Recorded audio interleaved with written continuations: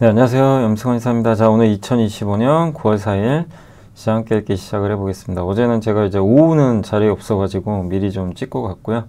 시장이 지금 그래도 좀 3일째 이제 견조한 흐름을 좀 보여주고 있습니다. 그래서 다시 이제 거의 지금 3,200 여기서 왔다 갔다 하고 있는데, 그래도 오늘은 이제 그 코스닥이 좀 좋은 것 같아요. 코스피는 조금 부진하고 코스닥은 좋았던 것 같습니다.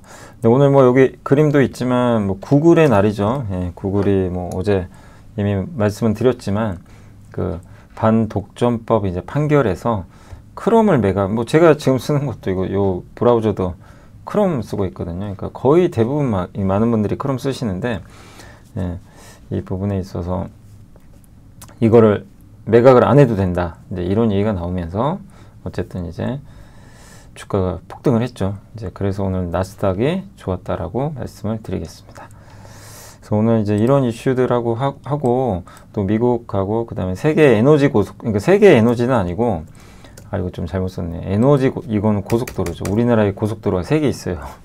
얼마 전에 신한투자증권에서도 좋은 자료가 나왔고, 이제 그걸 좀 참고해가지고 따로 한번 만들어 봤어요. 저희 이제 투원투게더에도 한번 올려드렸고, 그래서 한번 좀 말씀드릴 예정이고, 그 다음에 이제 요새 뭐 전력수급 얘기 나오는데 유럽이 좀 불안정하다. 예. 그래서 그 골드만삭스 리포트가 하나 있고, 그 다음에 SK온이 미국에서 ESS를 원래 SK온이 지금 대응이 제일 늦었잖아요. 근데 다행스러운 뉴스죠. 첫 수주 받았다, 이런 내용이 있었고, 넥스트 바이오메디컬 요새 좀 많이 그 보고서도 보여드렸죠. 이제 퇴행성 관절염 이제 치료할 때 필요한 그 색전술, 예, 를 이제 해가지고 이제 요걸 사실 퇴행성 관절염 완치가 안 됩니다. 관리를 해줘야 되는데, 그 임상 사례를 그 미래에셋증권 김충현 연구원님이 또 텔레그램에 올려주셔서 한번 소개해드릴게요. 그리고 이거 한다고 했는데 못했던 거 케이블 전선 이제 오늘 마무리할게요. 케이블 선수 입장, 그 LG엔솔, 메르세데스 어제 나온 거죠. 사실 원통형 모멘텀이 시작된다, 배터리. 유럽발 요새 유럽이 갑자기 좀 장기 국채가 좀 튀어서 좀 불안정한데, 그 내용하고 AI 서버 수요에서 중국은 소음에 그칠 전망이고, 소부장 반도체 소부장 얘기랑 플랫폼 9, 10월 이거 인터넷 카카오보다는 네이버를 보래요. 그 오늘 5시에 저는 사실 컬리를 좀 자주 애용하는 편이긴 하거든요. 예.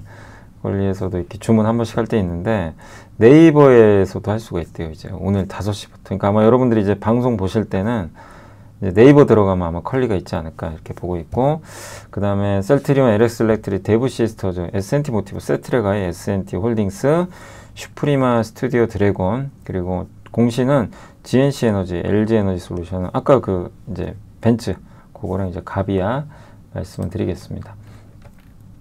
자, 구글 발표 연방법원 판사가 어쨌든 이제 결정을 좀 긍정적으로 해줬죠. 뭐 반독점 판결은 맞는데 매각 안 해도 된다, 이렇게 해서 이제 나스닥이 급등해버렸고, 예, 필라델피아 반도체 지수는 조금 빠지긴 했습니다만 엔비디아가 요새 좀 별로 좋진 않아요. 그리고 금리는 다행히, 그러니까 오늘 좀 미국에 제일 좋았던 건 이 금리입니다. 금리가 좀 떨어진 게 다행이고, 그리고 유가가 급락했어요. 그래서 에너지주들은 빠져서 오늘 다우는 안 좋았습니다. 그래서 오늘 구글, 애플 주가 급등, 유가 급락, 경제지표 안 좋았고요. 애플은 음성인식 기능인 시리에 AI 기반 웹 검색을 도입할 계획이라고 합니다. 그래서 이거는 챗 GPT를 견제하려는 움직임이라고 하는데 좀 늦긴 했죠. 근데 애플도 이제 본격적으로 AI 쪽에 이제 뛰어드는 그런 모습인 것 같습니다. 자, 수요일 이제 미국 증시는 알파벳, 애플 등 이제 빅테크들이 이 폭등한 영향으로 나스닥이 1% 이상 이제 상승을 하면서 강세로 일단 마감이 됐고, 다만 이제 에너지와 헬스케어가 부진한 영향으로 다우지수는 약세를 이제 기록을 했고요. 화요일과는 이제 정반대의 흐름이 좀 펼쳐졌다라고 보시면 되겠습니다. 미국 연방법원의 이제 그 구글 이제 매각 관련해서, 예, 반독점 판결에서 크롬, 안드로이드 OS를 매각하지 않아도 된다는 결정이 이제 나오면서 알파벳 주가가 이제 9% 정도 폭등을 했습니다. 애플에 돈을 지불하고 애플 아이폰에서 이제 검색할 때 기본적으로 이제 우선순위를 주는 게 구글인데, 구글이 그래서 애플에 돈 주거든요. 그 비용 때문에. 그것 때문에. 근데 이제 그거를 해도 된대요. 이제 그러니까 애플도 동반급등. 그리고 에너지주는 빠져서 유가 다우는 좀 빠졌고 경제 지표는 안 좋았습니다. 이따 좀 설명드릴게요. 그리고 30년 만기 국채 수익률은 이제 조금 진정됐죠. 예. 하락세로 전환이 됐습니다. 유럽도 좀 진정됐어요. 채권 시장. 10년 만에 금리가 너무 올랐는데 이제 이게 근데 사실은 휴가 시즌이 끝나고요. 채권 발행이 일시적으로 는 것도 있어요. 그러니까 뭐 너무 이걸 우려할 필요까지는 저는 없다라고 보고 있고 시장은 다시 안정감을 찾았고 기술주도 회복되고 다만 안심하지 말자는 평가도 있습니다. 예. 밸류가 비싸니까 뭐 그런 내용도 있지만 전반적인 분위기는 좋았습니다. 자, 근데 고용이 좀 안 좋아요. 예, 7월 일자리 수가 예상보다 약했고 구인 이직 보고서에서 일자리 수가 그러니까 여기 이제 구인 하는 거 그러니까 일자리 수죠. 일자리 수가 얼마나 있냐. 이게 718만 이게 많으면 좋다는 얘기죠, 사실은. 근데 이게 예상보다 6월도 하회했어요. 예상치하고. 이직 건수 있죠. 이직 건수는 조금 이제 예상을 좀 상회를 했지만 이직률 자체는 좀 떨어지고 있어요. 이직률이 떨어진다는 건 뭐죠? 그러니까 100명 중에 뭐 예를 들면 이직률이 2%면 2명만 이직하는 건데 이직을 잘 안 한다는 거는 밖에 나갔을 때 내가 일자리 얻기 어렵다는 거예요.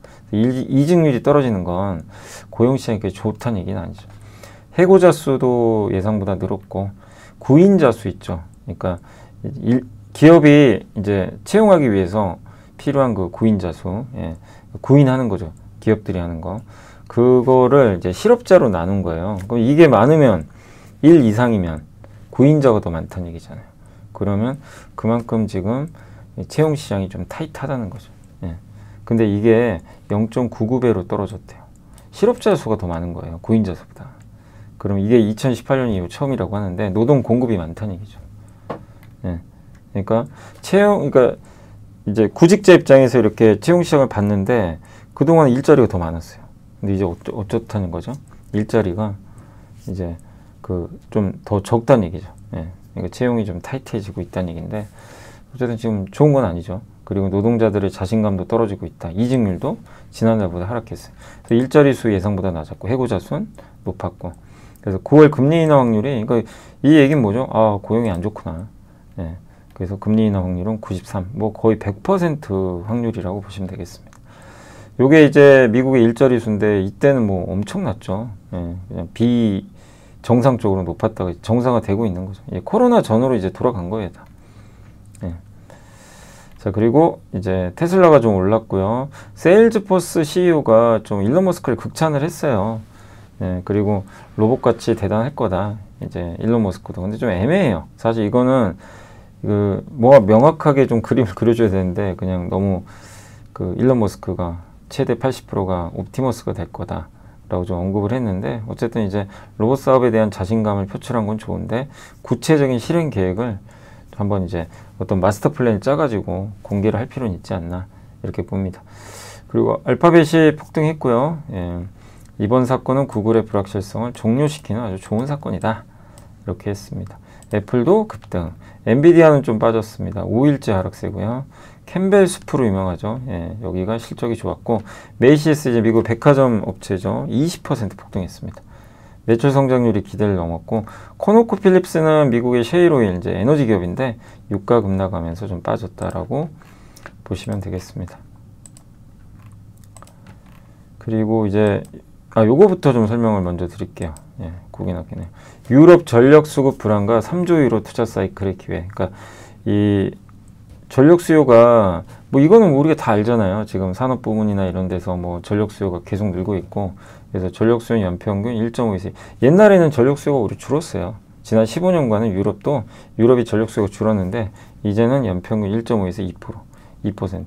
뭐 아시겠지만 아마존이나 이런 데이터 센터 에어컨 보급률이 우리는 에어컨이 너무 이제 진짜 흔해졌죠. 되게 뭐 각 가정마다 거의 갖고 계시고 근데 유럽은 안 그래요.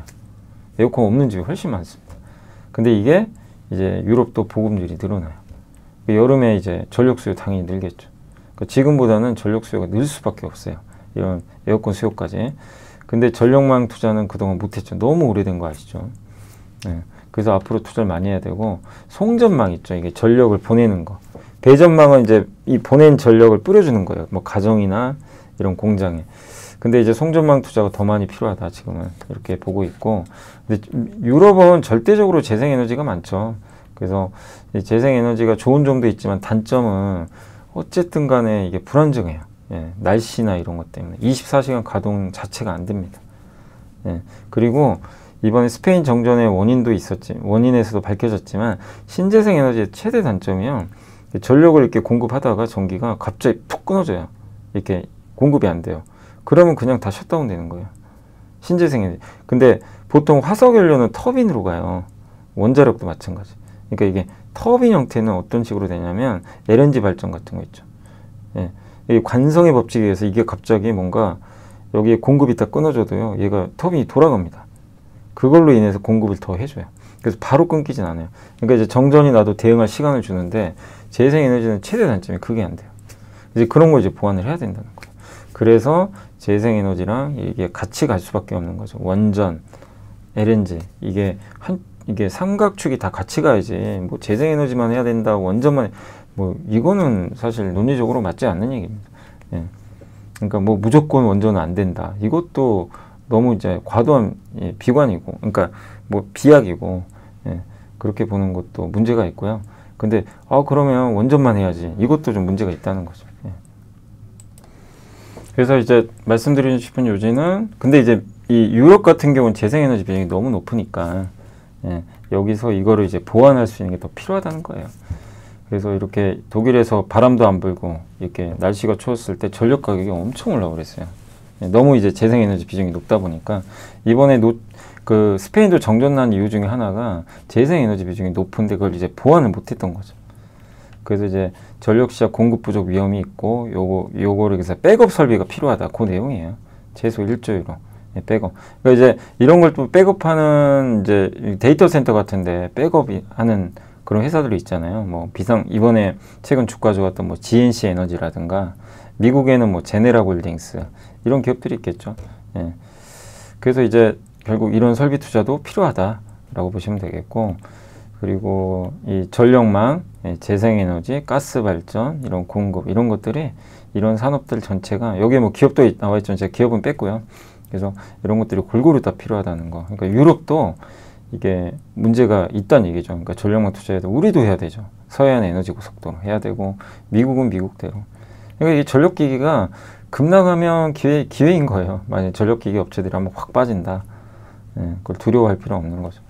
단 뭐 영원히 오를 수는 없으니까 중간중간 진폭은 있겠죠. 자, 그리고 이제 SK온은 미국서 ESS 배터리 저수지고 4년간 7.2기가와트 규모라고 합니다. 그래서 이게 재생에너지 기업이에요. 미국의 플랫 아이언 에너지 개발이라고 하는데, 이 기업이 일단 1기가와트를 공급을 하고, 최대 향후에 이제 그 7.2기가까지 이거를 협의를 해가지고, 그러니까 확정된 거는 1기가는 확정이 됐어요. 그러니까 이게 왜 의미가 있냐면 SK온은 거의 전기차만 하잖아요. 그래서 항상 이제 삼성과 LG보다는 좀 뒤쳐져 있었는데 이제 여기까지 ESS도 들어가는 거예요. 그리고 SK온과 손잡은 이유는 뭘까요? 미국 기업이. 중국 가기 싫고. 근데 LG는 너무 지금 고객사가 많아요. LG랑 손잡기는 힘들고. 그래서 아마 SK온과 손을 잡은 거 아닌가, 이런 좀 생각을 하게 됩니다. 그래서 이 부분은 좀 긍정적이다 라고 보고 있고, 그 다음에 이제 넥스트 바이오메디컬이 넥스피어 F, 요게 이제 그 퇴행성 관절염 이제 치료할 때 필요한 부분인데, 넥스트 바이오메디컬의 차세대 통증 절감 파이프라인인 넥스피어 F에 상당히 흥미로운 임상 케이스가 이제 공유가 됐는데, 이탈리아 51세 여성이 관절 치환술이 필요할 정도로 무릎 상태가 좀 안 좋은데 고도 비만이라서 수술이 좀 어려운 상황이라고 합니다. 그래서 비만 치료제와 넥스피어 F로 이제 병용용법으로 투약을 해서, 그러니까 비만 치료제랑 이제 고도 비만이라서 지금 이게 무릎이 안 좋은 거예요. 근데 이 비만 치료제 그게 위고비일 수도 있고요. 예, 그거랑 넥스피어 F의 퇴행성 관절염 치료제를 같이 투입을 한 거예요. 그랬더니 상당히 호전됐다, 무릎 치환술이, 무릎이. 그래서 여기서 넥스피어 F가 어떤 역할을 했는지 좀 불분명한 부분이 있대요. 이게 저게 비만 치료제랑 뭐가 수술이 잘 돼서 그런 건지 그런 건 있겠지만, 어쨌든 병용요법을 한 거예요. 비만 치료제랑 넥스피어 F를 섞어 이제 이거를 같이 했더니 무릎 치환술. 그러니까 이제 몸무게가 너무 많이 나가신 분들은 이게 여기 관절에 무리가 가는 경우들이 있잖아요. 이제 그럴 때 아마 그걸 얘기한 것 같은데, 이게 이제 이런 식으로 치료 가능하다는 거예요.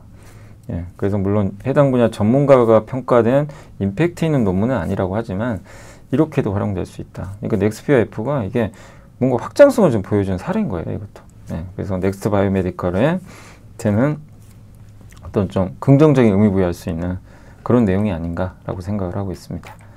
자, 여기까지 좀 설명드렸고, 그 다음에 이제 요거, 예, 대한민국의 3가지 고속도로와 HVDC의 좀, 그러니까 제가 요즘에 보고서도 많이 읽어보고 여러 이제 뭐 리포트들 최근에 아까 그 신한투자증권에서 나왔던 리포트들 거기에 이제 이런 고속도로 얘기도 나오고요. 근데 저는 이제 그런 걸 읽으면서 느낀 게 아, 핵심은 HVDC다. 이게 너무나 중요하겠구나. 그걸 다시 한번 좀 느꼈습니다. 아, 사실 그래서 요거는 저희가 이제 그걸 만든 게 좀 있거든요. 그래서 잠시만요. 어디 갔나? 네, 투원투게더. 한번 보여드릴게요. 저희 카드뉴스 한번 보신 분들도 계실 거예요. 거기에 더 아마 여러분들이 보시기가 더 아마 편하시지 않을까라고 생각을 하고 있습니다. 그래서 잠깐 제목이 고속도로 맞나 모르겠네요. 잠깐만요.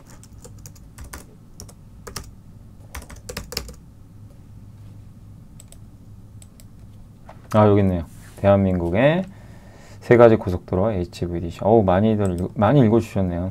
그래서 요걸 한번 보면 이제 여기 보이시죠? 이렇게 나와 있는데 대한민국의 3가지 고속도로와 HVDC에 좀 주목을 해야 되는 이유. 예. 그러니까 이제 말씀을 드리면 1970년대 이제 경부고속도로는 산업의 대동맥 역할을 했었고 2000년대 인터넷 고속도로는 지식정보사의 기반이 됐죠. 그래서 이거는 제가 AI 검색으로 한번 다 검색을 해봤어요. 그래서 이런 사진도 있었고, 그러니까 경부고속도로 아시죠? 예. 그래서 그때 반대도 많았지만 이제 박정희 대통령이 밀어붙여버렸죠. 그래서 어쨌든 이게 우리나라 산업을 바꿔버렸어요, 사실상. 그래서 물류비를 엄청 절감했고, 서울 부산 갈 때 15시간에서 5시간 단축시켜버렸고, 고속도로 주변으로 이제 구미, 울산, 포항 같은 공업단지가 들어서면서 농업 중심에서 중화학공업 이제 중심으로 바뀌게 된 거고, 그래서 경제적 효과가 한 40배 정도 나왔고, 두 번째가 여기 유승준 씨, 욕이란 욕은 다 먹는 분이죠. 저도 유승준 씨 정말 옛날에 너무 좋아했는데, 뭐 정말 노래도 잘하고, 몸도 좋고, 예, 춤도 잘 추고, 그러니까 진짜 뭐 완벽에 가까운 가수였어요. 근데, 예, 군대를 안 가려고 해가지고, 뭐 지금 완전히 이제, 특히 이제 저 같은 남자들한테는, 예, 이미지가 안 좋아질 수밖에 없죠. 군대를 회피했기 때문에. 예, 충분히 가도 되는 사람인데, 그래서 완전 괘씸죄죠. 예. 그래서 지금 이제 한국에도 못 들어오지만, 뭐 우리가 지금 그 얘기를 할 건 아니고, 예. 근데 어쨌든 그때 ADSL이 정말 유명했죠. 뭐 아마 기억하실 거예요. 초고속 인터넷 하면 ADSL. 예. 그런데 그때 이제 1990년대 후반부터 2005년까지 저거 해가지고, 저때 당시 이제 김대중 대통령이 밀어붙여버렸죠. 그냥 초고속 인터넷 깔아버렸어요. 그냥. 그래서 건설 비용 32조 원, IT 산업이 폭발적으로 성장했고, 이때 뭐 네이버 다음 뭐 NC소프트 이런 기업들이 나오게 된 배경이고, 이게 어쨌든 좋았던 건 생산성이 증가하고 우리나라는 저 초고속 인터넷 최강국이 돼버렸어요. 지식이 복리로 쌓이는 투자정보, 믿음 가는 투자정보 파트너 투원투게더 오픈. 투원투게더란 LS증권에서 제공하는 서비스로 투자자들에게 다양한 정보를 빠르고 정확하게 전달하고 모든 투자자의 성공 투자를 함께 하기 위한 투자정보 컨텐츠 서비스입니다. 투원투게더는 투원 HTS, 투원 MTS, 사용하는 매체 어디에서나 접속이 가능합니다. 투원투게더 어떤 컨텐츠를 제공할까요? 해외 이슈는 미국 시장 마감 시황, 해외 수급, 해외 증시 일정, 해외 뉴스 등 주식시장 흐름 파악을 위한 해외 시황과 이슈들을 알려드립니다.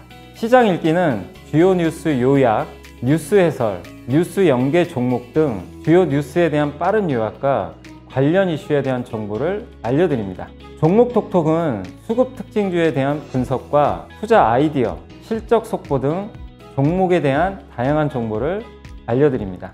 보고서장은 리서치센터에서 발행하는 보고서, 모닝미팅, 공시, 그리고 증권사별 종목에 대한 요약 정보를 알려드립니다. 주식 배우기는 함께 배우기, 투자 상식 등 투자자들이 알아야 할 전문 지식과 투자 칼럼 및 자료에 대한 정보를 알려드립니다. 투원투게더와 함께 성공 투자를 만들어 보세요.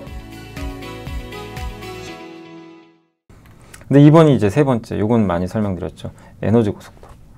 여기 완공 계획이 2030년 서남해안 지역에서, 이거는 몇 번 말씀드렸습니다. 제가 강연회 때도 아주 강연회 할 때마다 소개해드리는 내용이에요. 중요하다는 얘기예요, 그만큼.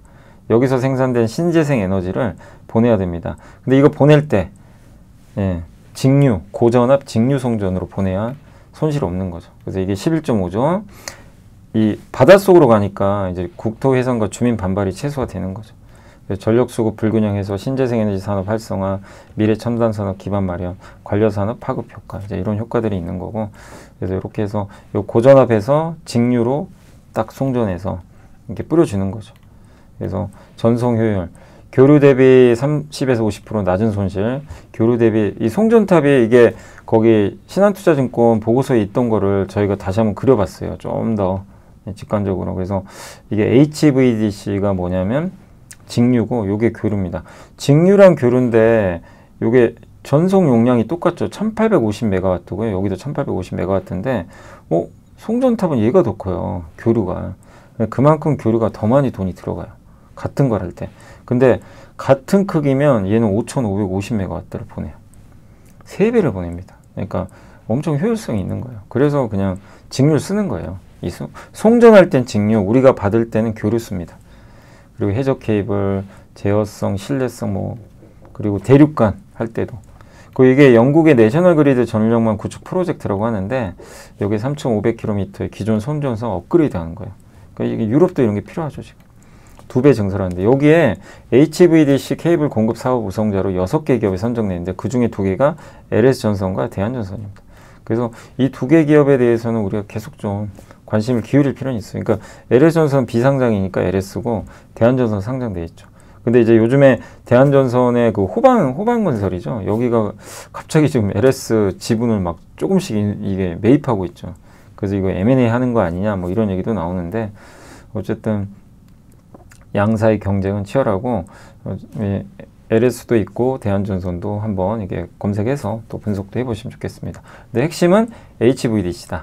이제 그 내용을 한번 설명을 드린 거니까 참고를 해주시면 좋을 것 같습니다. 그래서 요거는 죄송합니다. 요거는 저 오늘 방송 출연할 갑자기 원고가 떠버렸네요. 네, 자 그렇고 그래서 오늘 이제 이슈는 다 설명드렸고요. 이제 보고서 한번 말씀을 드리겠습니다. 9월 4일 전선 이제 요거 케이블 선수 입장 유진투자증권의 이제 이유진, 이거 저번 월요일 날 이제 설명드리고 어디까지 했냐면 여기까지 했죠. 예. 아마 여기까지 제가 했던 걸로 기억이 납니다. 제1회 하이퍼스캐, 맞아요. 제가 여기 한번 끊었죠. 자, 그리고 이제 요게 이제 포설선 얘기도 했죠. 이제 여기 바다에다가 전선을 깔려면 배가 있어야 되고, 이제 그런 사업들을 총괄하는 게 이제 LS가 하고 있다. 자, 그리고 이제 대륙을 잇는 거대한 해적 케이블이 대동맥이라면, 그러니까 도시와 지역을 연결하는 동맥과 같은 지상 네트워크도 이제 필요한 거고, 그리고 그러니까 우리가 이 통신용 케이블 같은 경우도 엄청나게 다 연결돼요. 대륙과 대륙, 데이터 센터와 데이터 센터 이렇게. 예. 그래서 그 건물 안에서도 다 연결을 하는 거죠. 그래서 보시면 데이터 센터 지중, 요게 데이터 센터 이게 연결하는 케이블이에요. 보시면 이렇게 돼 있어요. 요거 이제 매설하는 작업이죠. 그리고 일반 데이터 센터랑 달라요. 규모 자체가. 예. 여기 AI 데이터 센터는 뭐 규모도 훨씬 클 수밖에 없는 거죠. 수천 가닥의 물리적 요구를 충족시켜 지하에 한정된 관로 안에 수많은 광섬유를 이렇게 집적해가지고 초고밀도 케이블을 이제 하는 거죠. 비유하면 기존에 2차선 도로를 짓던 터널 안에 2차선, 16차선 도로를 이렇게 집어넣어야 된대요. 그래서 여기 핵심 기업이 코닝이에요. 요렇게, 요런 케이블. 후지쿠라. 요렇게 생겼어요. 예. 요게 이제 광섬입니다. 요걸 통해서 우리가 통신을 하는 거예요. 예. 그렇게 보시면 될 것 같습니다. 그리고 요건 이제 후지쿠라 그 실적 발표에서 나왔던 건데, 이제 여기도 나와 있지만, 데이터 센터 간의 인프라 투자 수요 증가는 매우 기대되는 부분이다. 이렇게 좀 언급이 되어 있죠. 그래서 이게 바로 이제 새로운 그 공장을 건설하는 이유다라고 언급이 되어 있고, 그러니까 이제 하나의 거대한 그 데이터 센터 있잖아요. 여기 데이터 센터가 이제 밀집된 그 캠퍼스 내부에 수천 코의 케이블이 다 연결이 되어 있어요. 그러니까 이제 우리가 상상할 수 없을 만큼 많은 그런 이제 선들이 연결되어 있다라고 보시면 좋을 것 같습니다. 이렇게 이제 데이터 센터 보시면 하얀색 선이에요. 이렇게 연결된 거죠. 예. 각 데이터 센터끼리도 다 이렇게 연결되어 있는 흐름으로 보시면 되겠습니다. 그리고 이제 뭐 하이퍼스케일러들, 그러니까 뭐 하이퍼스케일러는 한마디로 그 구글 같은 회사들이에요. 구글, 메타, 뭐 아마존. 근데 이들이 옛날엔 통신사에 이제 이런 통신망을 의존했는데 이제 자기들이 직접 이걸 구축을 합니다.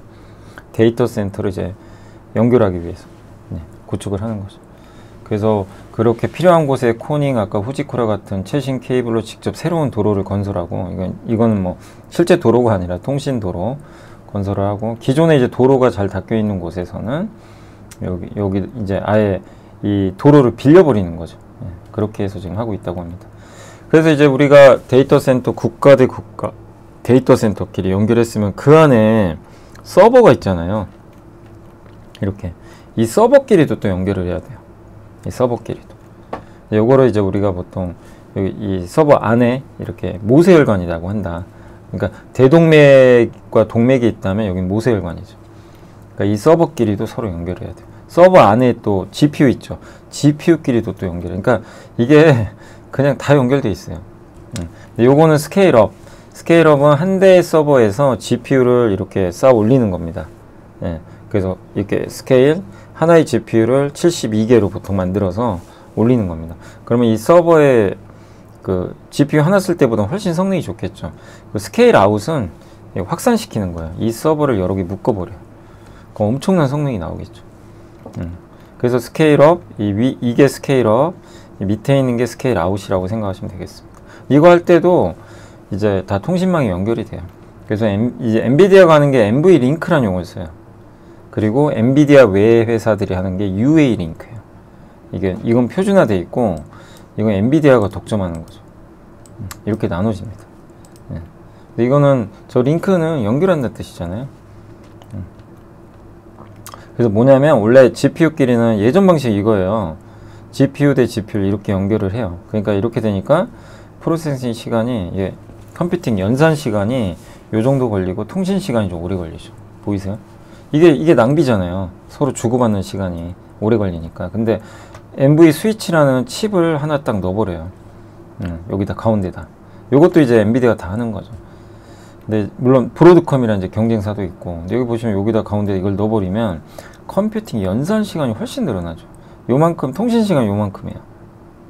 그러니까 통신에 낭비하는 시간을 줄이고 연산을 더 많이 하는 거죠. 얼마나 효율적입니까? 그죠? 이렇게 하는 거예요. 그래서 이제 저 스위치 칩을 중간에 넣어가지고, 그래서 어떤 구조냐면 여기 밑에 아마 36개고 요 위에가 36개, 중간에 여기 스위치 넣어가지고 서로 연결하는 걸로. 그게 이제 NVL72예요. 이게 서버 하나예요. GB200, NVL. 그러니까 GB200, 그 블랙엘, B200, 요 AI 가속기를 72개 했는데 중간에 스위치 링크를 스위치를 넣는 거죠. 그때 이제 다 이 통신선이 다 연결되어 있는 거죠. 이제 그렇게 보시면 되겠습니다. 그래서 이건 좀 넘어가면 이렇게, 요 중간에 요게 NV 링크라고 하더라고요. 이렇게 돼 있고, 요게 이제 GPU들. 여기 보면 색깔이 구리선 색으로 이렇게 돼 있죠. 요거예요. 여기 구리선 보이시죠? 제가 이렇게 표시한 요게 여기 보이는 거죠. 이렇게. 요거 이제 NV 링크라고 보시면 되겠고, 그래서 이거는 이제 이 구리 케이블은 또 굉장히 고속 신호를 왜곡 없이 전달해야 되기 때문에 극한의 기술력을 요구한다. 그래서 요거 하는 회사가 암페놀 이런 회사가 있고, 몰렉스, 뭐 셈텍, 이런 기업들이 있습니다. 요게 암페놀 이렇게 생겼어요. 요게 셈텍이라는 회사가 만드는 거. 그 스케일, 저거는 이제 스케일업이죠. 아까 스케일업은 GPU를 하나, 둘, 셋, 넷, 72개 싹 쌓아서 올리는 거. 이게 업. 그 다음 스케일아웃은 이 서버 하나를 여러 개로 확장. 스케일업으로 만들어진 이 시스템을 수백, 수천 개를 묶어서 스케일아웃을 담당하는 게, 이걸 또 이 용어가 어렵지만 백엔드 패브릭이라고 합니다. 그래서 이 시장은 과거에 엔비디아의 인피니밴드라는 게 독점을 했는데, 이번에 이제 이런 이 인피니밴드에서 벗어나려고 구글이나 메타 같은 기업들이 이더넷을 또 밀어버렸어요. 둘이 경쟁하는데 엔비디아가 이걸 또 이기기 위해서 스펙트럼 X를 또 출시했대요. 되게 복잡하죠. 그러니까 서로 이 통신 가지고도 막 경쟁하는 거예요. 이게 이제 하나의 데이터 센터 큰. 그러니까 여러분이 생각하는, 그러니까 저도 그랬고, 보통 이제 우리가 전선하면 그냥 전력기기 생각 많이 하잖아요. 뭐 송전하고 HVDC하고, 뭐 HVDC는 중요하다고 말씀드린 것처럼. 근데 이거 말고도 하나 더 있는 거예요. 이 통신. 서로 통신을 네트워크를 주고 받아야 돼요, 반드시. 그러니까 우리 눈에 안 보이는 이런 것들이 거대하게 촘촘하게 있는 거죠. 그리고 이게 이제 또 제2의 물결, 정부 및 전력 유틸리티. 요건 이제 정부하고 전력, 예. 이건 이제 전기죠, 전력. 예. 거기에 이제 연결된 거죠. 그래서 요거는 이제 우리가 많이 뭐 공부했던 내용이 HVDC, 고전압 직류성전, 아까 설명드린. 그래서 요게 이 DC가 한마디로 직류고 요게 교류거든요. 약간 좀 다르죠, 생긴 모양이. 예. 그래서 손실률이 교류가 좀 높아요. 그죠? DC가 직류거든요. 확실히 낫죠. 그래서 이 연결할 때, 초장거리 송전할 때는 당연히 HVDC 씁니다. 그래서 이거 잘하는 회사가 LH전선, 대한전선. 그리고 해저 케이블은 이제 대륙과 대륙을 연결하는 거죠. 성과 본토, 국가와 국가를 연결한다. 해상 풍력이 또 필수적이에요, 해저 케이블. 그리고 요즘에 턴키, 이제 기업들이 이 전선 회사가 전선만 공급하던 시대는 끝났어요. 이제 전선 공급부터 그 매설까지 다 해줘야 돼요. 네, 밑에 다 매립까지 해주고.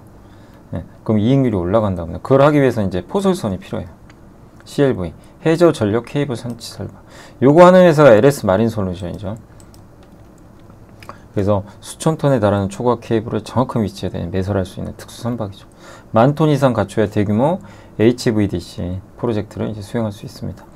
현재 전 세계적으로 CLV는 이제 수십 척이 운영 중인데 HVDC 프로젝트를 이제 전담할 수 있는 고사양 선박은 10여 척 내외에 불과하다. 최신 CLV는 한 척당 3천억 원을 이제 상회하는 투자가 그러니까 엄청 비싸요. 이거 오래 걸려요. 예. 그래서 LS 마린 솔루션은 이번에 유증했잖아요. 요거 하려고. 예. 그러니까 이제 그리고 그걸 가지고 LS 전선이 이제 직접 포설까지 다 해주는 그런 이제 거대 프로젝트를 이제 전선 회사가 담당한다는 게 특징적이죠. 제3의 물건 이제 세 번째는 통신 사업자가 하는 거. 예, 기존의 통신 회사들이 근데 구리선에서 광케이블로 또 바꾸고 있대요. 광케이블 밸류체인 전반으로 이게 확산되고 여기서 이제 코닝이란 기업이 좀 주목받고 있죠. 코닝은 유리 있죠. 요게 스마트폰 유리 있잖아요. 요거 만드는 회사인데 이런 케이블도 해요. 예. 그래서 광케이블 시장에서는 굉장히 또 유명한 그런 기업이고 여기에도 대표적인 기업 중에 하나가 LS전선의 미국 회사 수페리어 액세스도 있습니다. 대한관통신도 최근에 미국 소재 케이블 제조사 인캡 인수를 맺었어요. 그러니까 둘이 계속 경쟁하죠. 예. 자, 그래서 LS는 이제 하방이 막힌 투자. 근데 이거 신규 상장하면 안 됩니다. 이건 주주가치 훼손이에요. 그래서 절대는 훼손 안 되고요. 신규 상장은. 예, 저기 중복 상장하면 안 되죠. 네. 지금 세상이 바뀌었기 때문에 LS전선 이거 만약에 상장하면 이제 난리 나는 거죠. 안 그러길 바라고요. 자사주 소각 뭐 이제 저번에 공시했고 네. 그리고 요즘에 아까 말씀드린 대로 저기 호방건설, 호방그룹이 막 이렇게 지분 매입하니까 방언해야 되잖아요. 그래서 에코에너지 이걸 좀 처분한 것 같아요. 네, 그거 해가지고 이제 LS 지분을 더 늘리려고 하는 것 같습니다. 그래서 그러니까 LS가 참 괜찮아요. 괜찮은데 단점 하나, 제일 많은 분들이 걱정하는 거, 중복 상장 이슈. 이게 이제 될까 무서운 거죠. 그게 이제 꺼림칙한 거죠. 근데 지금 상법 개정도 됐기 때문에 아마 쉽게 하진 못할 거예요. 어쨌든 그것만 아니라면 굉장히 이제 좀 하방은 단단하고 예, 이런 성장은 명확한 그런 기업 중에 하나가 아닌가라는 생각이 듭니다. 그래서 좀 이제 정말 긴 보고서인데 이제 다 정리는 해드렸고 전선에 대해서 다시 한번 생각하시게 됐죠. 예, 중요한 산업입니다. 그리고 LG엔솔이 어제 메르세데스 벤츠 2개 계약 맺었고요. 미국 75기가, 유럽에 32기가. 네. 공급 기간이 꽤 길고 벤츠가 왜 이렇게 LG엔솔과 손 잡았냐? 옛날부터 LG엔솔 거 많이 했어요. 작년에도 있었고 그리고 작년에 이제 리비안도 했고 포드는 오래 했고 LG가 정말 고객사가 많아요. 메르세데스 이번 계약으로 파우치와 각형 중심에서 이제 원통형으로 이번에 4680 배터리거든요. 테슬라가 하려는 이게 고사양 모델이에요. 그러니까 이제 벤츠는 고성능 전기차 이걸 넣겠다는 거예요. 왜냐면 벤츠는 비싼 차잖아요. 그러니까 저가형 안 하겠다는 거죠. 예. 메르세데스 벤츠가 저가형 하면 안 되죠. 프리미엄 회사가. 그죠? 예. 그래서 일단 고가 브랜드에는 중국보다 한국이 좋거든요. 예. 중국은 싼 거. 예. 그래서 요 시리즈 이제 오창 공장에서 생산할 예정이고, 매출 기한은 26년 상반기부터고, 그래서 어쨌든 지금 어려운 상황은 맞는데, LG엔솔이 이렇게 수주 따낸 건 상당히 긍정적으로 우리가 볼 수 있을 것 같습니다. 자, 그리고 이제 유럽발 장기 국채 금리, 지금 금리가 한번 튀었다가 좀 진정은 됐지만, 재정 리스크 돈 많이 쓰잖아요, 지금. 유럽이 옛날과 다르게 돈을 많이 쓸 수밖에 없어요. 재정 지출이 많으니까 이게 부담이 되는 거죠. 그래서 금리가 오르는. 채권을 막 찍어내면요, 채권 값이 떨어지면 금리는 채권 금리랑 채권 값은 반대인 거 아시죠? 그러니까 이제 채권 가격이 떨어지니까 금리가 올라버리는 거죠. 그리고 발행 물량 증가가 많았어요. 지금 휴가 끝나고 이제 일시에 좀 몰린 거예요. 국채를 막 찍어버린 거죠. 그게 좀 있었고, 역대급 물량이었대잖아요. 휴가 시즌 끝나고 그런 부분이 있었고, 또 프랑스는 전국 불안, 그리고 유로화도 좀 떨어졌는데, 또 트럼프 관세 정책 불법이다, 뭐 이런 것도 금리 상승의 원인 중에 하나로 작용했던 것 같습니다. 근데 이게 금융 불안까지 갈 거로도 저도 보진 않아요. 과거랑은 상황이 다르기 때문에, 과거처럼 유럽 경제가 막 휘청이고 좀 그런 상황은 아니거든요. 예. 그렇지만 이제 단기 변동성은 좀 경계하자라는 의견인 것 같고요.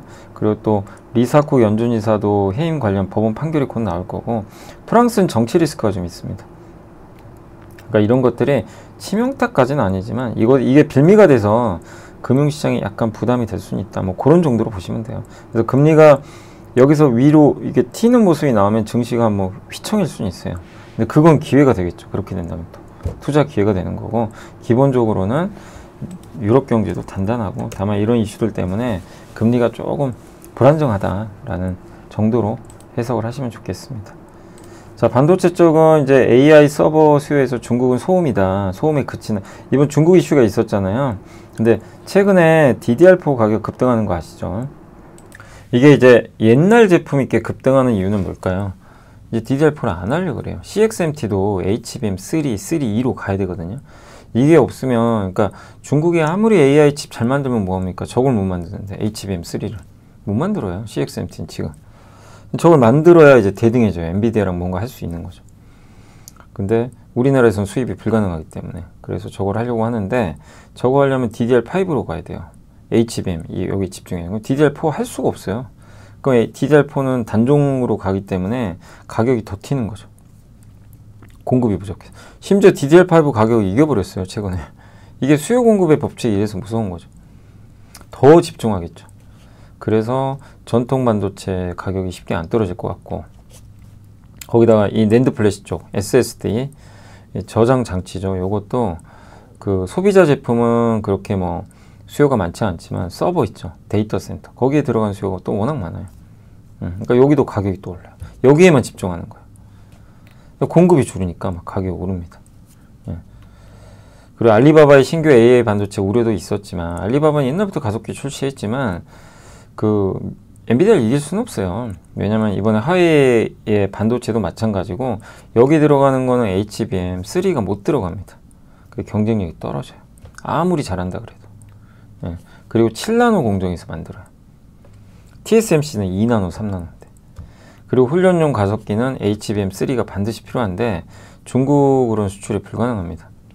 그래서 이번에 캠브리콘, 어제 한번 소개해드린 캠브리콘은 이제 중국 기업이 요새 주가 엄청 올랐는데, 이게 AI 가속기 만들어서 성공했는데, 여기에는 HBM이 들어간 게 아니라 LPDDR5. HBM과는 경쟁이 안 되죠, 성능 면에서. 그러니까 이런 거 본다면 좀 너무 소음에 휘둘리지 마자, 이런 얘기고, 그 다음에 이제 삼성, 뭐 하이닉스, TSMC 중국 공장 규제하잖아요. 장비 반입하지 말라고. 네, 포괄적인 허가를 올해 말에 철회하고 장비 건건 이제 허가 받아라, 이런 내용인데, 이런 변화로 인한 영향은 별로 크지 않다. 예. 이미 여기에 대비는 하고 있었고, 기업들이. 그리고 중요한 거는 저희 중국 공장은 AI 반도체 만드는 공장이 아니에요. 중국 공장은 옛날 구우 공장이죠. 그래서 타격이 실제로는 그렇게 크진 않을 것 같습니다. 그리고 오히려 저기서 만드는 옛날 반도체들이, 옛날 공정 반도체들이 공급이 더 줄 거 아니에요. 그러면 공급이 주면 가격은 더 오르겠죠. 그리고 EUV 장비 반입이 애초에 안 됩니다. 중국 공장. 예. 그래서 크게 영향을 받지는 않아요. 그러니까 이 AI 데이터 센터 수요 증가라는 메가 트렌드에 영향 거의 없다. 예. 요번 이런 중국 이슈는 소음이다. 이렇게 보시면 되겠고, SK증권 이동주연구원님은 소부장 뛰자. 이런 내용이고, 4년 주기의 투자 사이클이 이번에도 맞아 떨어지고 있다. 2017년 클라우딩 컴퓨팅 그때 서버 폭발하면서 또 2021년에는 팬데믹 때문에 반도체가 부족했죠. 그러면서 이제 투자가 좀 반등했는데, 이제 25년도에는 본격적으로 이제 반도체 고성능 AI 반도체 수요 폭증으로 메모리 투자가 늘어난다. 그러니까 세 번째 사이클을 보는 거예요. 클라우드, 팬데믹, 그 다음에 AI. 예. 그래서 D램 투자가 올해 많이 늘어날 것 같고, 그럼 내년 투자도 올해 대비 늘어날 것 같아요. 그러면 소부장한테 좋은 거죠. 거기다 파운드리 투자도 하잖아요, 삼성. 예. 테슬라 수주까지 따냈으니까. 그리고 아까 VEU 요거 이제 중국에 장비 반입하는 거, 요거 이제 어떻게 보면 금지당하는 거잖아요. 그러면 국내 투자가 더 늘어나겠죠. 그래서 이제 공장별로 보면 삼성전자 테일러 공장은 월 2만 장 정도 될 걸로 보고 있고, 네. 삼성전자 평택 P4 단계가 세 번째인데 D램 원C, 예, 요게 승부 걸고 있죠. 삼성은 월 4만 5천 장 정도, 낸드는 월 15,000장 이렇게 보고 있고, 청주 공장입니다. 하이닉스의 M16 D램 원비로의 전환 가속화, 청주의 M15X 공장은 올해 11월 준공할 예정이고, 여기 이미 발주되는 걸로 알려져 있어요. 테스, VM 이런 기업들이 요즘에 수주 몇 개 나왔죠. 그리고 소부장 그래서 바스켓 아예 묶어서 해라, 이런 내용입니다. 초기 국면에선 장비, 그 다음에 소재 부품은 3, 6개월 후에. 그래서 여기서 원익 IPS, 파크 시스템즈, 유니셈, 코미코를 최선호주로 꼽아주셨고, 우리 다 많이 공부했던 기업들이죠. 이제 지겨우시죠, 제가 하도 많이 예, 소개를 해드려가지고. 이오테크닉스도 지겨우실 것 같고, 테스도, 예, 이런 기업들은 이제는 추천을 좀 해주셨으니까 참고하시면 되겠습니다. 인터넷은 여기 지금 네이버랑 퀄리가 오늘 5시로 알고 있는데 지금 4시 제가 촬영한 시간 52분이거든요. 근데 어쨌든 카카오를 더 좋게 봤었대요. 근데 이제 카카오는 이벤트가 대부분 끝나서 네이버를 보자 이런 내용이고, 네이버는 수급 악재가 저점 찍었다. 퀄리가 입점한다. 예, 오늘 오후 5시에. 그래서 좀 성과로 보여질 것 같고, 3분기 실적도 네이버는 좀 소폭 상회할 것 같고, 카카오는 2분기 대비 감이 갈 걸로 전망을 하고 있습니다. 카카오는 9월 23일 날 이프 카카오, 이게 여기서 챗 GPT랑 하는 오픈 AI랑 뭔가 협업하는 걸 공개한대요. 어떤 게 될지 좀 지켜봐야 되겠고, 그 다음에 광고, 그 다음에 챗 GPT 관련 구독 서비스도 도입하니까 오픈 AI랑 뭐를 하려고 하는 거죠. 근데 구독보다는 광고에 좀 업사이드, 예, 광고 매출이 증가하는 걸 좀 전망을 하고 있는 것 같아요. 근데 어쨌든 이벤트가 지나면서 차익 실현 욕구가 좀 커질 것 같다, 이 내용이고, 그래서 네이버가 좀 수급 이슈로 좀 빠졌거든요. 그래서 이걸 좀 채워놓긴 좋은 것 같다, 이런 내용입니다. 그리고 컬리 운영, 네이버가 신선식품이 좀 이게 없었어요. 사실은 쿠팡은 하는데 이걸 이제 컬리 통해서 이제 극복을 할 수가 있게 되겠죠. 그리고 쓱닷컴 이제 배송 이슈가 터져가지고 쿠팡, 컬리, 오아시스가 반사수혜 받는데, 이 부분도 이제 컬리가 들어오니까, 컬리도 좋죠. 네이버에 들어가니까 트래픽이 늘어나겠죠. 그래서 예, 서로 좀 윈윈할 수 있지 않을까, 이렇게 보고 있는 것 같습니다. 자, 이제 기업으로 좀 넘어갈게요. 첫 번째가 셀트리온인데, 신규 추천을 해주셨고, 지금 많은 기업들이 관세 때문에 미국에 투자를 하려고 그러잖아요. 아스트라제네카, 존슨앤존슨 이렇게 투자를 합니다. 그리고 FDA는 그걸 이제 더 독려하기 위해서 미국 내 신설 및 증설, 공장 심사, 건설 이런 거를 좀 인허가를 앞당길 수 있는 프로그램을 발표를 했습니다. 미국은 유통의약품 절반 이상이 해외에서 만들어지고요. 특히 원료의약품 생산하는 미국 제조사는 12%밖에 안 돼요. 셀트리온은 미국 내 재고가 2년치 있어요. 그래서 관세 리스크가 그렇게 크진 않습니다. 이미 재고가 많기 때문에. 그리고 미국의 원료의약품, 요거는 공시 그때 한번 설명드렸잖아요. 미국 원료의약품 생산시설 보유한 기업을 일단 이제 선정을 해서 이거를 이제 인수하려고 합니다. 이 공장은 항암제랑 자가면역 제제를 이미 생산하는 그런 업체로 알려져 있고, 굉장히 큰 회사로 알려져 있어요. 예. 연내 100% 인수 이제 마무리되지 않을까. 연내에 아마 인수가 될 것 같습니다. 그래서 미국의 2년치 재고, 미국 내 위탁 생산 공급망 안정화, 거기다 미국 생산시설 인수까지 요걸 이제 하겠다는 거죠. 바이오시밀러는 기회가 되게 많아요. 2025년부터 34년 동안 118개의 바이오 의약품의 특허가 끝나면 저게 특허 풀리면 바이오시밀러가 들어갑니다. 바로 복제하게 들어가는 거죠. 그 FDA는 어쨌든 의료비 절감 효과, 바이오시밀러 싸잖아요. 신약보다. 그래서 이걸 권장하려고 하고 있고, 유럽도 마찬가지예요. 그래서 유럽 같은 경우는 파격적으로 바이오시밀러도 임상을 해야 되거든요. 3상을 면제시켜준대요. 충분하면, 그런 게 입증이 잘 돼 있으면 3상 하지 마라. 이런 지금 방식으로도 갈 거라고 합니다. 임상 3상을 안 하면요, 비용이 완전 줄어요. 임상 3상 연구 비용이 최대 2억 5천만 달러까지. 한 3천억이 넘는 거죠. 그러니까 전체 바이오시밀러 연구 개발비의 60에서 80%가 임상 3상이거든. 이거를 유럽은 면제할 수도 있다. 그러면 정말 수익성이 확 좋아지겠죠. 그리고 이제 약가 인하 정책도 있죠. 약값 내려라. 그래서 미국은 1인당 GDP가 미국의 60% 이상인 국가들 중에서 가격이 제일 낮은 가격에 있는 약값을 정해서 거기로 이제 약을 책정하겠다는 거죠. 바이오한테는 안 좋은 거죠. 약가를 떨어뜨리는 거죠. 소비자는 좋죠. 미국은 약값이 비싸기로 유명하죠.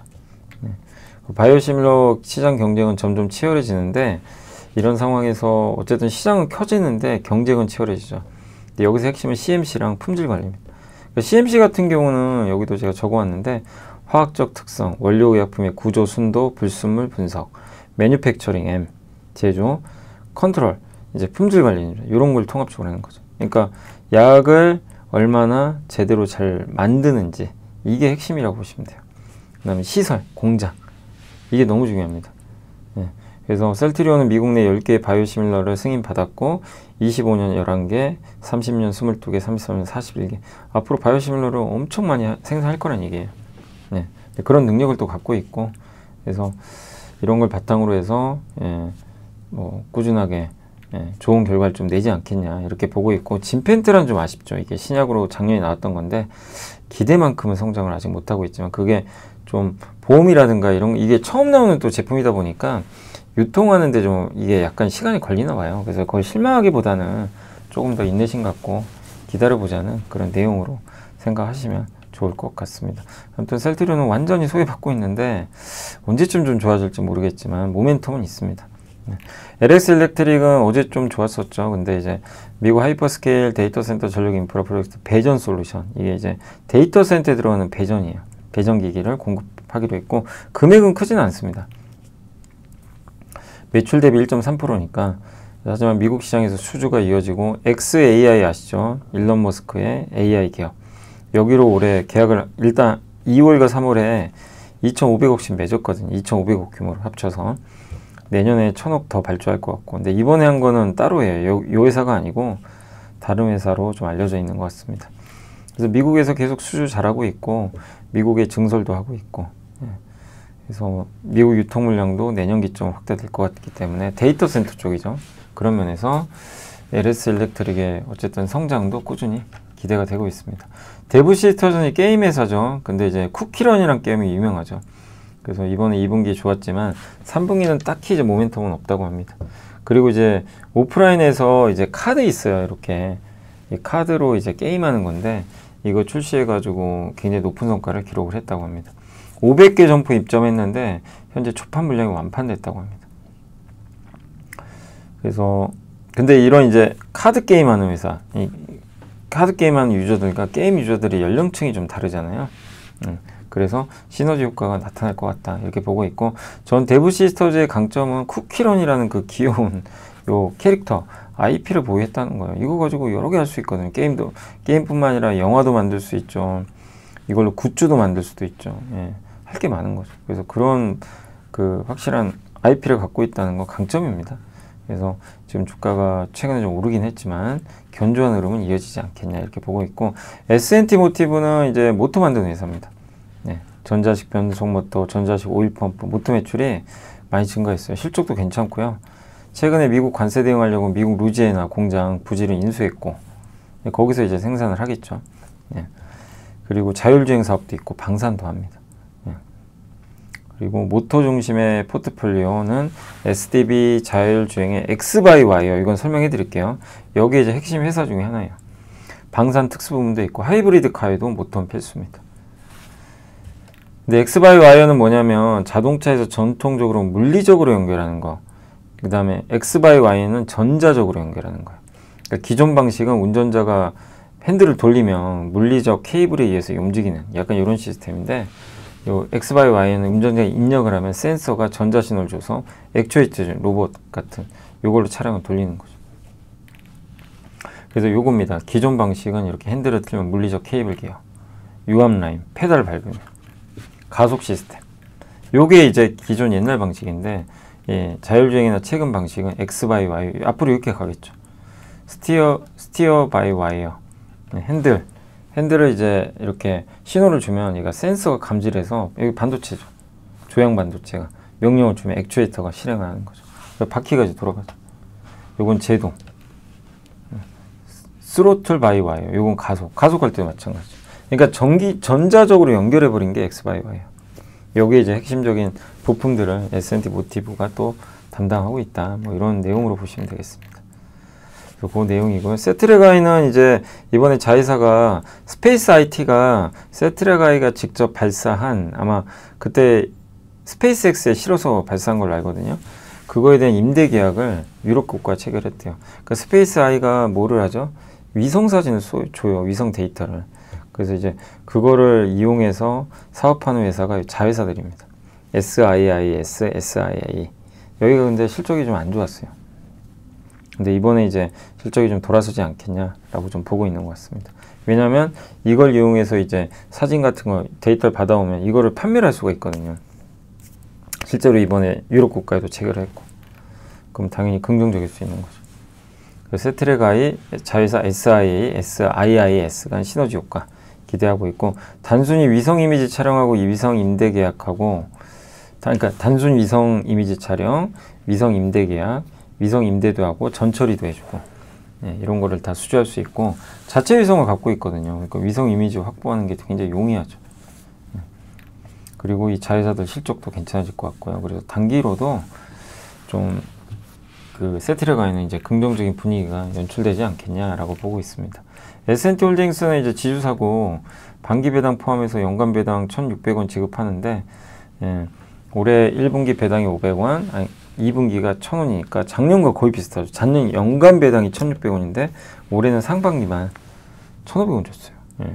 그리고 계열사들이 돈을 잘 벌잖아요. S&T, 뭐 에너지, 뭐 이런 기업들이 돈을 잘 버니까 다이내믹스도 그렇고요. 하반기에도 계열사 실적 호조 때문에 주주와는 더 해주지 않을까 이렇게 보고 있는 것 같습니다. 유통 물량이 15%로 매우 작고 자산 가치도 오르고 있습니다. 아직 이제 주가 좀 많이 올랐지만 아직은 밸류 부담은 크진 않다 이렇게 보고 있고, 슈프리마는 이제 우리 출근할 때 이게 딱 내 얼굴 찍거나 지문 인식하죠. 근태 시스템 하는 회사죠. 근데 여기 AI 접목을 했는데 이게 비중이 올라가고 있습니다. BAI 제품 대비 단가가 2배나 비싸고요. 네. 근데 미국에도 데이터 센터 많죠. 우리나라 기업들이 또 미국 갈 때 거기 출입 근태 시스템 만들어줘야죠. 보안을. 그때 이제 슈프리마의 솔루션이 적용되는 거죠. 중동하고도 연결이 되는 것 같아요. 사우디가 신규 도시 건설하죠. 이 부분도 우호적이고, 그래서 매출 성장 726억에서 3년 만에 1082억으로 점프를 했습니다.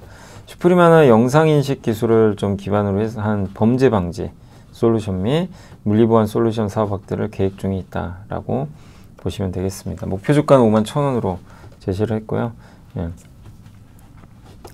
그 꾸준한 실적 성장으로 주가도 견조하고, 뭐 데이터 센터 수혜주기도 하고요. 그리고 PER도 10배니까 비싸다고 할 수는 없죠. 그런 부분들이 좀 매력적인 것 같고요. 신한투자의 지인의 김정은 의원님은 요새 스튜디오 드래곤도 인기가 없죠. 재미가 없죠, 주가가. 근데 악플보다 무서운 게 무플이다, 이런 내용이고, 드라마 폭군의 셰프 보신 분도 계실지 모르겠습니다. 이게 스튜디오 드래곤이 IP를 갖고 있어요. 넷플릭스 게 아니에요. 공동 방영하는 거예요. 예. 그러니까 이걸 갖고 있는 회사는 스튜디오 드래곤이 갖고 있는. 시청률이 4.9에서 출발해가지고 2자릿수를 넘었어요. 이건 굉장한 거죠. 넷플릭스 TV쇼 글로벌 1위도 하고 있습니다. 1위 기록 후에 현재 3위. 매일 공개되는 넷플릭스 순위는 절대적으로 넷플릭스가 발권을 쥐락펴락하니까 뭐 오리지널 작품이 유리하지만 글로벌 1, 3위 압착을 한 건 저런 상황이 아닌데도 글로벌 3위까지 간 건 대단한 것 같다. 오리지널이 아닌데도. 그래서 본토인 미국 순위 탑10에도 진입을 했어요. 미국 순위에도 들어갔어요. 탑10. 미국은 비영어권을 선호하지 않죠. 비오리지널도. 네. 근데도 이게 사극인데 들어갔다는 건 놀라운 거. 최근에 K-드라마, K-푸드, K-컬처 열풍과 좀 비슷한 부분도 있는 것 같습니다. 어쨌든 이 스튜디오 드래곤도 좀 나아지는 분위기는 맞고 중국이 조금이라도 열린다면 더 좋은 분위기로 가지 않겠냐라고 생각을 하고 있습니다. 자, 그리고 이제 시간이 이렇게 됐네요. GNC 에너지 아시죠? 비상발전 이번 필리핀에 했습니다. 근데 이 회사가 비스타 컨트랙팅 앤 인베스트먼트 글로벌 여기가 삼성물산 자회사로 알려져 있더라고요. 찾아보니까. 그래서 어쨌든 필리핀에 신재생 에너지 프로젝트 하는 이런 쪽에 아마 이걸 좀 공급을 하는 걸로 알려져 있는 것 같습니다. 네. 그래서 비상발전기는 대부분 국내에서 데이터 센터용으로 많이 나오는데 해외는 이번이 처음인 것 같아요. 거의. LG엔솔 아까 설명드렸고 벤츠에 4680 한 금액은 15조 정도 되는 것 같습니다. 애리조나 공장은 이미 다른 회사들까지 다 합쳐서 완판됐다고 합니다. 그리고 중국산 배터리가 점점 설 자리는 없어지겠죠. 네. 그리고 LG엔솔은 이미 중국 체리 자동차에 4,680억 원 원통형 배터리 계약도 맺은 적이 있어요. 네. 그 우리나라 기업도 유럽에서 원통형 쪽에서는 잘하고 있다. 이렇게 봐야 되겠고, 가비아는 또 샀어요. 미리 스트레지 이머징 마켓 펀드 여기 매번 사죠.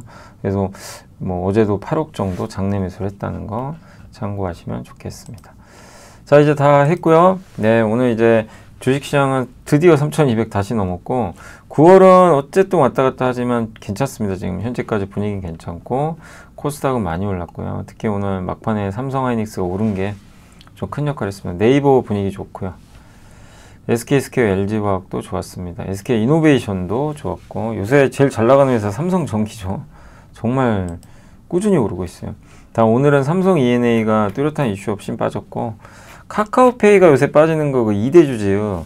알리페이가 지분 매각하는 것 같더라고요. 교환사치로. 그 부분이 좀 단기적으로 좀 악재인 것 같습니다.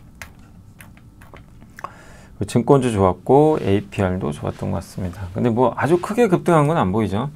근데 코스닥은 ISC가 이게 웬일입니까? 9% 폭발해버렸어요. PSK홀딩스 요새 좋아요. 네. 제약바이오도 좋고 주성엔지니어링, 루닛, 네.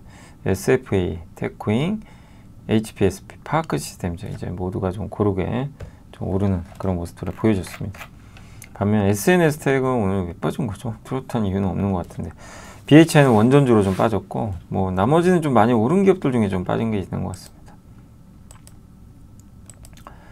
SK 오션플랜트는 뭔가요? 예. 그날, 그러니까 그 매각한다고 공신한 다음날 아침에 박살이 났다가 SK그룹에서 떨어져 나간다고 하니까. 근데 그건 악재는 저는 아니라고 저도 말씀을 드렸죠.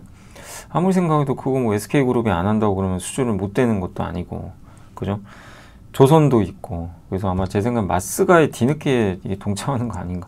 풍력만 가지고 오를 수가 없거든요. 저렇게.